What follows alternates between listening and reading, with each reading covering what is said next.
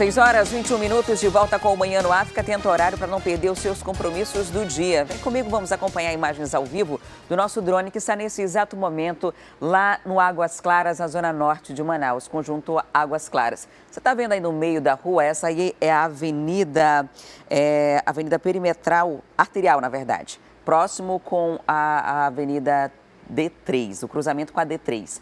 Esse buraco que está tapado agora, que você vê nesse exato momento, foi um grande susto ontem à noite para as pessoas que estavam circulando aí no local. Um homem que conduzia um veículo caiu nesse buraco que ainda não estava desse jeito. Olha aí como estava ontem à noite. E aí, de acordo com os moradores da área, é uma obra da Manaus Ambiental, que já estava há algum tempo aí, e não tinha sinalização adequada. E, diante disso, esse condutor que estava sozinho acabou caindo. Foi o Jonathan Monteiro da Silva. Ele trafegava sozinho pela avenida por volta de 7 horas da noite, nesse carro, modelo Prisma, quando acabou caindo. De acordo com os familiares dele, ele teve apenas escoriações, feriu o ombro esquerdo, mas está bem. E depois que aconteceu esse acidente, a Manaus Ambiental informou que, na verdade, tinha sinalização, algumas sinalizações, inclusive aquelas faixas que a gente vê na imagem já estavam por lá. E o trabalho foi feito durante a noite, né? A previsão era que fosse concluído hoje e agora pela manhã.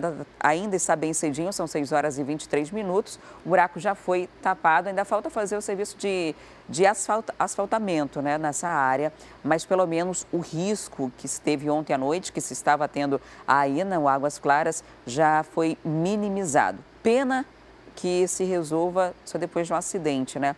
A gente não sabe exatamente quanto tempo esse buraco já estava no local, mas outros veículos também já tinham corrido o risco de cair e ontem foi o Jonathan que acabou caindo ontem à noite. Passa bem, o serviço então já feito pela Manaus Ambiental, que deve ao longo do dia finalizar. Que existe lei municipal que inclusive garante isso, né? Se a Manaus Ambiental, se a Cigai, seja qualquer que for a concessionária que faça um serviço que quebre uma rua, uma calçada, é essa concessionária que é a responsável pela recuperação, pelo recapeamento posterior ao que foi feito. E olha só, para muita gente o celular é um vício, um objeto que pode ser utilizado em qualquer situação. O grande problema é quando isso acontece no trânsito e coloca a vida das pessoas em risco. Mesmo com multas altíssimas, só este ano já foram registrados mais de 5.000 infrações desse tipo aqui em Manaus. Hoje em dia, praticamente o celular é uma extensão do nosso corpo. Já parou para pensar que para onde a gente olha tem alguém usando um smartphone, inclusive no trânsito? Só que basta uma distração para que um acidente aconteça. Foi o que ocorreu com a Márcia. Ela estava usando o celular quando bateu o carro. E aprendi e não fiz mais. Até agora foram registradas em Manaus este ano mais de 5.000 autuações por uso do celular ao volante. E para quem é flagrado cometendo a infração, a multa chega a quase R$300, mais 7 pontos na carteira. E mesmo se o carro estiver parado nos semáforos, a infração é considerada gravíssima. O manuseio, eu não estou ouvindo nada, eu estou cutucando o celular. Então, o manuseio do celular já é infração gravíssima também. Para conscientizar os condutores, o Manaus Trans promove ações educativas como esta, na Avenida Altaz Mirim, na Zona Leste. O local é considerado um dos pontos onde mais ocorrem acidentes graves de trânsito. Redução de acidentes, de modo especial com atropelamentos, uma das grandes causas é o celular. Nós precisamos tirar o celular da nossa mente para que a gente, deixando de usar, vai salvar muitas vidas, que é a intenção direta do Manaus Trans.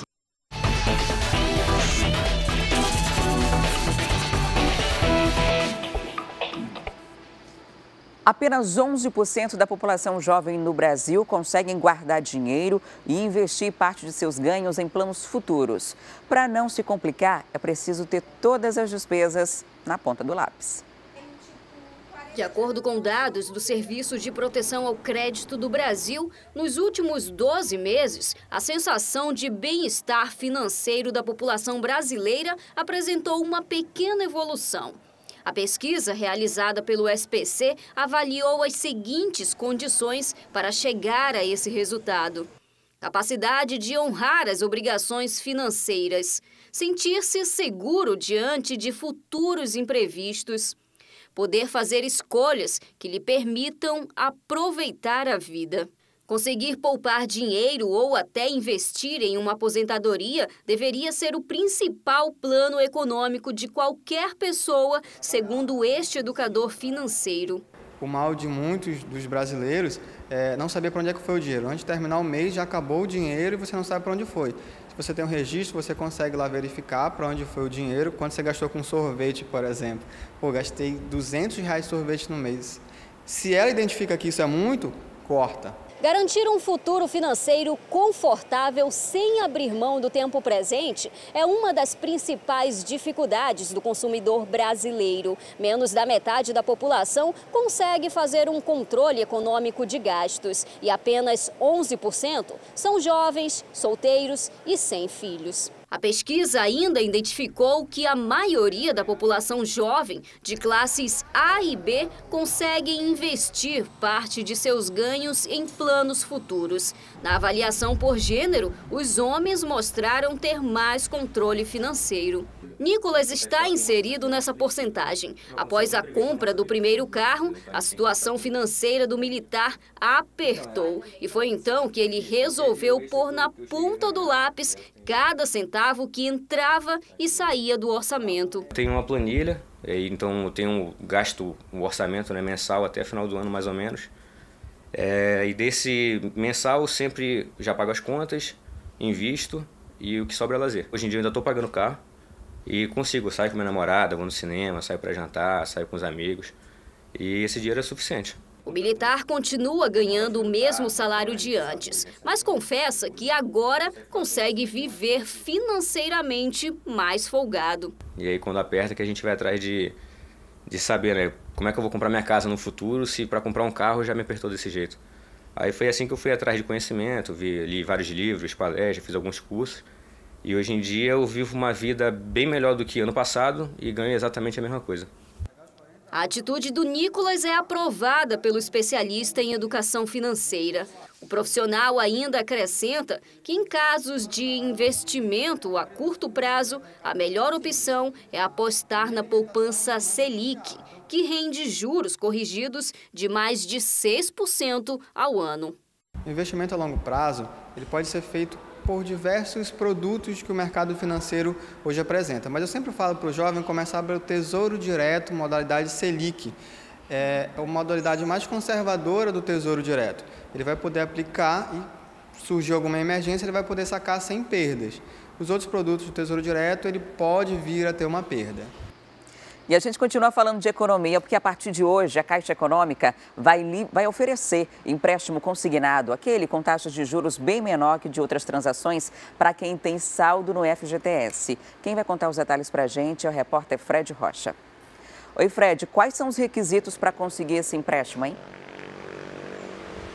Pois é, Adriane. O requisito básico precisa ter, de fato, um saldo ali no Fundo de Garantia do Trabalhador, né, o FGTS, até mesmo para que a Caixa Econômica Federal possa conceder esse empréstimo consignado com alguma garantia. Via de regra, a Caixa Econômica vai fazer uma conta paralela à conta do FGTS. Esta conta feita pela Caixa Econômica disponibilizada para o trabalhador vai ter 10% do valor já depositado e mais 40% de uma eventual demissão daquele trabalhador, com uma forma da Caixa Econômica também ter alguma garantia.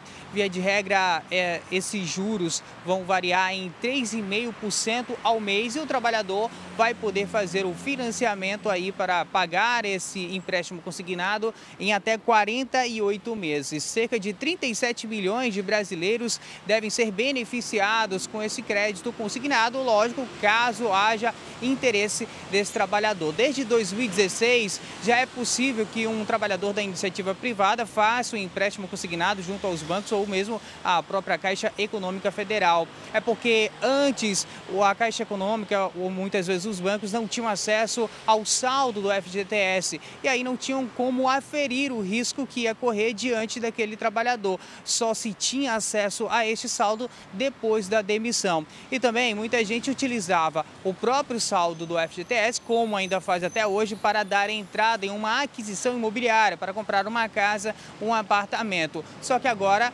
como a gente sabe, é diferente. A Caixa Econômica vai ter acesso ao saldo, vai ver quanto tem, fazer a conta paralela, fazer aquele depósito ali e fazer o empréstimo. O valor que será emprestado de forma consignada ao trabalhador vai depender do crédito que ele tem lá no saldo do FGTS, né? Para você ter mais detalhes sobre isso, pode procurar uma agência da Caixa Econômica e se informar mais. Esse empréstimo consignado, ele inclusive já vai estar liberado a partir de hoje. Adriane. Fred, a gente acabou de falar aqui para as pessoas tomarem cuidado com as despesas, né, com as contas que fazem para não se enrolar. Então, quando se fala em empréstimo e oportunidade facilitada, muita gente que já está meio aperreado, se empolga para isso, quer fazer esse empréstimo, já contando às vezes nem pagar, sabendo que a garantia vai ser esse FGTS que está na Caixa Econômica Federal. Então, só para deixar bem claro para essas pessoas, há juros, um juros reduzido, que normalmente quando você trabalha, você pega o empréstimo com autorização da empresa. Nesse caso, a garantia vai ser o FGTS retido na Caixa Econômica Federal, mas só 10%. Então, se você tem 20 mil de saldo, você pode pedir até R$2.000 emprestados. Se não pagar esse dinheiro, a garantia tem o FGTS lá, claro, mas eles vão descontar bem mais do que esses 2.000, né? Os juros vai ser incidente dentro do atraso que a pessoa que estiver interessada em fazer esse financiamento optar, né? Então é importante ficar bem atento para não aproveitar essa oportunidade e se enrolar mais ainda, transformar tudo em uma bola de neve. Muito obrigada pelas informações. Até daqui a pouco. E agora a gente vai para o intervalo. Ainda hoje tem a interação com a Rádio FM O Dia e vamos falar de oportunidade de estágio de qualificação profissional. Não saia daí que eu volto já já.